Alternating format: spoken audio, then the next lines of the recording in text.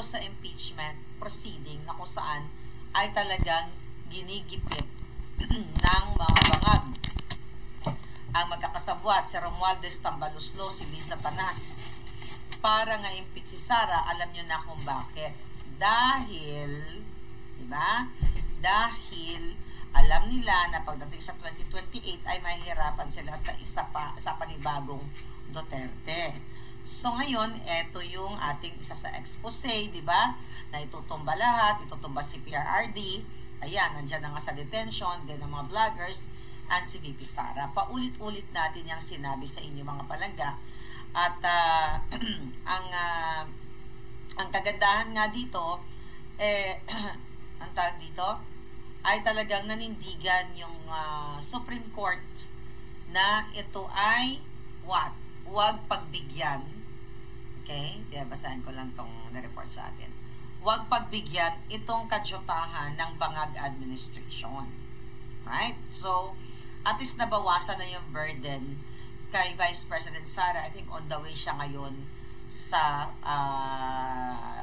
sa South Korea para i-meet yung ating mga kababayan dyan. Nabawasan yung burden kasi although sinabi naman ni Vice President Sara na mas mahalaga sa kanya na mapawala o mapauwi na ang Pangulong Duterte kesa sa impeachment. And God is really good. Right? Sabi ni A. Menendez, lahat ng pasabog mo, madam, nagkatotoo. Bago ako magpasabog ng tuloy-tuloy, kasi meron pang nakaamba. Alright? Gusto ko mo lang i-shout out ang aking palanggang Elena. Okay? Palangga, happy birthday again. Grabe, napaka-longest celebration ang iyong mga eksena, no? So, actually, nag-celebrate kami at ang dami naman mga palangga natin doon, you know. At gusto ko rin batiin si Kimora. Kimora, ang ganda-ganda. Pinaganda mo lalo si Madam Elena, ang kanyang makeup artist. At syempre si Lloyda at si Bobby na nag-picture-picture sa amin, sa aking mga alindog at sa aking mga palangga. Naku, marami pa tayong pasasalamatan na ibang mga palangga natin. But ganun pa man, anong kalat daw yung lipstick ko? Hayaan mo na. Patulog na ako actually. Hayaan mo na, nagkalat na ba? Okay, tingnan natin. Thank you. Sige, dapat perfect tayo, no? Pero may problemang nakaabang. Alam mo, hindi titigil yan. Kahit na nagdidiriwang tayo ngayon, makalat na ba mga bakla? Okay? Nagdiriwang tayo ngayon, okay, kararating lang to ha, na message sa atin, kapapasok lang. Ano daw ang twist? Pero ang twist, baka ipa-arrest na naman si VP Sara sa ICC. Kasi palpak yung impeachment. Ito nga yung pag-uusapan natin. Okay, ito nga yung pag-uusapan natin. Okay, so dahil nga sinasabi ng ng Supreme Court dyan, teka, tignan natin ito. So, syempre happy tayo ngayon, right? Wait a minute. Okay? Happy tayo ngayon dahil lahat ng breaking news. So, News 5, Supreme Court, okay? Impeachment kay Sara, dineklarang unconstitutional. Dineklara ng Supreme Court na unconstitutional ang articles of impeachment laban kay Vice President Sara Duterte dahil sa one-year bar rule ayon sa Supreme Court. Sabi, ayon sa Supreme Court spokesperson Attorney Camille Ting. At sabi nga dyan, pwede ulit sila makapag-file ng another impeachment next year na, February 6. Alright? Sabi ni Kenny Barril, Mamarlika, super bagay at ang ganda nyo, ICC, Iconic Clear Collective. Lahat yan na nasa face ko is ICC. So, gumamit ako ng stick foundation. Diba, pinakita ko sa inyo? It's ICC, it's Iconic Clear Collective. At yung mga nakita nyong pula-pula dyan, yung ating liquid blush, that's ICC. And the lipstick is ICC. Yung nasa mukha ko ngayon na nakikita ninyo kasi galing ako sa party, birthday, as yung naka-powder, powder? Stick. Yung stick foundation. Then the lipstick, nasa bag ko lang kasi. Then, lahat yan ICC, di ba? Ang alindog natin, kumakabog. Alright, so ngayon, mga kababayan, eto na nga. So ngayon, masaya tayo at kailangan talaga natin mag-celebrate. Kasi syempre, sabi ko nga, nabawasan ng burden ang ating Vice President. Diba? Ang daming binabato sa kanya.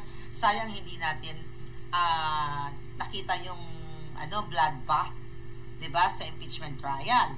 But wag tayong pakasisiguro dahil hindi titigil si Lisa Tanas, si Bangag, si Remulla, yung mga hinayupak na yan, lahat ng mga kasabot ni Lisa Tanas, si Tambaluslos, hindi yan sila titigil hanggat hindi nila mapatanggal si Sara o mapadisqualify si Sara na hindi na muling makatakbo. Ever. Yan yung purpose nila. Kasi diba gusto na i-wipe out ang mga Duterte. Okay? Marami nang lumabas na mga issue sa mga expose natin, katulad ngayon, yung patungkol dyan kay Tantoco na yan, di ba? Actually, meron na naman tayong mga pasabog dyan dahil may nag-message sa atin na puting ahas patungkol kay Tantoco at kay Dina Arroyo, di ba? Ayan, actually, bago tayo nag-vlog, may nag-text sa ating puting ahas mula sa Malacanang, di ba? Pero, wag na muna natin i-discuss yan kasi kailangan yan nasa bonggang-bongga akong nakaporma at kukuha pa tayo ng ibang mga information and everything. Ngayon, here's the plan. Okay? Okay to celebrate now. Okay na magdiwang tayo. Talagang let's protect Inday Sara. Huwag tayong tumigil na boljakin ng mga alpoterang bangag na mga kasabwat ng mga bangag. Dahil nakalagay ito sa aking expose in 2023 pa na talagang hindi papayag ang mga bangag, si Marcos Jr., si Lisa Tanas, si Tambaluslos, si Romualdez at lahat ng mga kasabwat nila na magkaroon pa ng panibagong Duterte na presidente. Okay? Ito ang sistema mga atchi. Okay? Dahil sa, I believe, July 27 ay papalitan na, which is mag-i-end na yung term ni Ombudsman Martires. Okay? Di ba nag-a-apply dyan si Bonjing Remulla na gusto niyang maging ombudsman. Okay? So ngayon, tama ka, Pilipinas kong mahal.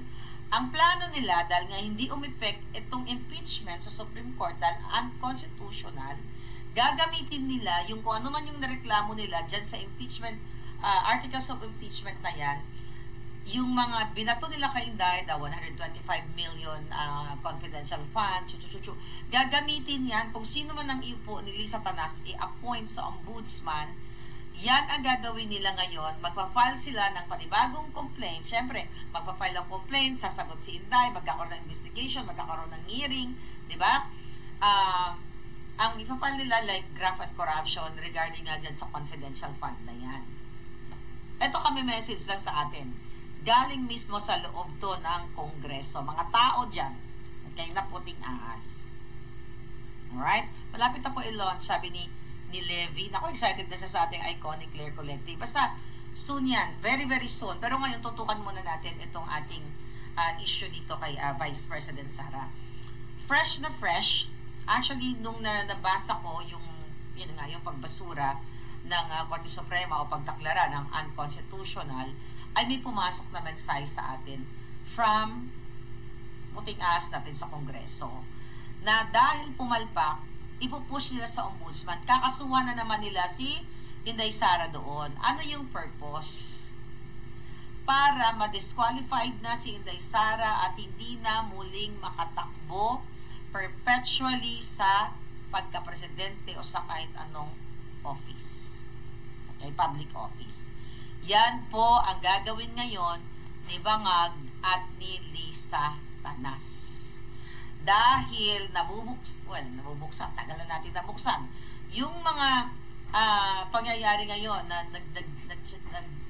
yung sabi ni Baste kaya Torre, di ba, na si Torre wala namang kwentang tao yan kung wala yung kanyang posisyon. So parang nagkaroon ng hamunan, ng suntukan and everything.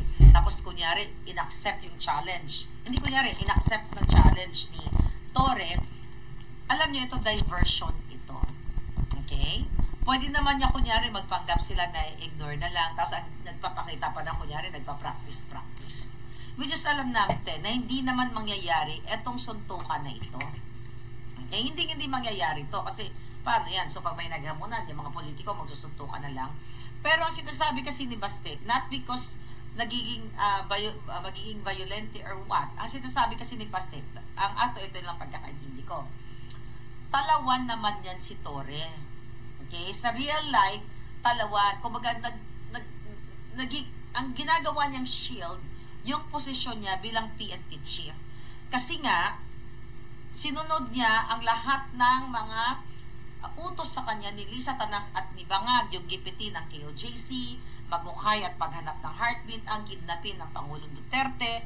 So, sinasabi kasi ni Bastig, not that being violente siya, dahil sa out of frustration niya, dahil sa ginagawang kabulastugan nitong ni Torre, na sinasabi niya na magaling pa lang, matapang lang yan, dahil ito lang yung konteksto, no, ng pagkakaunawa ko doon na sinabi ni Bastig. Kaya lang naman matapang yan, yung hinayupak na yan, dahil sa kanyang pwesto bilang PNP chief. Diversion yan dahil dito sa Tantoco case. Dahil sa pagkasangkot ng gobyerno, not only si Lisa Tanas, ni Marcos, dito sa mga addictus nilang appointees. O appointee na si Dina Tantoco. Diversion yan para makalimutan ninyo yung pagiging addictus ng appointee ni Bangag Jr. Okay? Ngayon, dahil ito, okay, ito ay lumabas na, itong unconstitutional legal sa Supreme Court, mayroon na naman panibagong diversion yan. Kasi, gusto nilang pagtakpan lahat ng kapalpakan ni Bangag. Dapat nga ang next, kumilos na yung taong bayan. Diba? Kumilos na kayo, lahat inilabas na ni Palangga Maharlika ang pagiging, addictus ni Bangag. Now, ngayon, hindi lang si Bangag ang addictus, hindi lang si Anton Lagdameo ang addictus na sinabi ni Cathy Binag.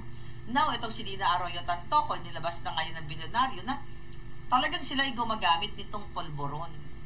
Gumagamit sila lahat nitong iba't ibang klase, polboron, Mary Jane, alcohol, lahat na. Di ba, walang delikadesa si Dina Arroyo Tantoco. At hindi rin yan tinatanggal ni Bangag. Kasi, pareho silang nagbe-benefit sa isa't isa. Kung susuriin natin kung ano yung mga transaction, ito na pag-alaman natin, sabay-sabay yung mga pumapasok na message coming from our informant dyan, mismo sa Malacanang, may mga natitira pa, ha? Di ba, yung iba tinanggal na, may mga natitira pa. Di ba, yan ang susunod nating tatalakayin na allegedly itong namatay na si Tantoco ay mayroong transaksyon dyan sa Office of the President.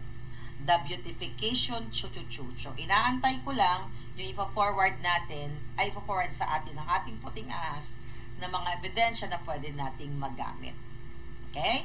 Allegedly, itong namatay na addictus na asawa ni Dina Arroyo Tantoco ay mayroon silang business deal sa gobyerno na hindi dumaan sa tamang proseso o sa tamang bidding.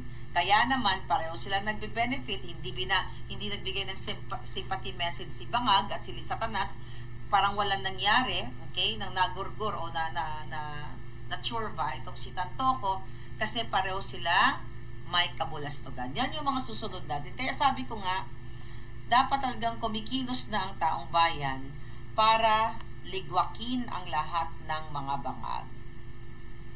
Ano daw? Ano yung Palangga? May bagong hindi pa ako kasi may Tantoco kami lumabas na police report sa Los Angeles.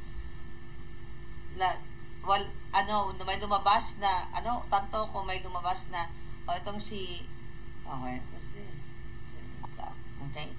Ito troll ito ni Lisa Tanas. Tanga ka kasi, Ruti. Okay? 'Di ba? Bangag na yung presidente mo, nagpapakatanga ka pa rin. Ano sinasabi mong fake ang police report? Okay? Saan ka ba nabubuhay? Nababayaran ka ba? Gamitin mo yung utak mo kung gusto mo mabago ang buhay ng iyong mga mahal sa buhay. But anyway, can you gorgor? Can you gorgor the troll? Okay? Wala akong power to gorgor now dahil nasa hindi ko lang kung paano ginogorgor yan. Nasa cellphone. Okay? Nasa cellphone kasi tayo ngayon. Alright. Okay, ayan. Okay, Zoro, thank you. Ginorgor mo na siya. Anong binigay mo sa kanya? Igorgor mo totally yung talagang bloody. Sir Zoro, yung bloody naman, di ba? Bloody Mary. Yes, nasa banyo ko.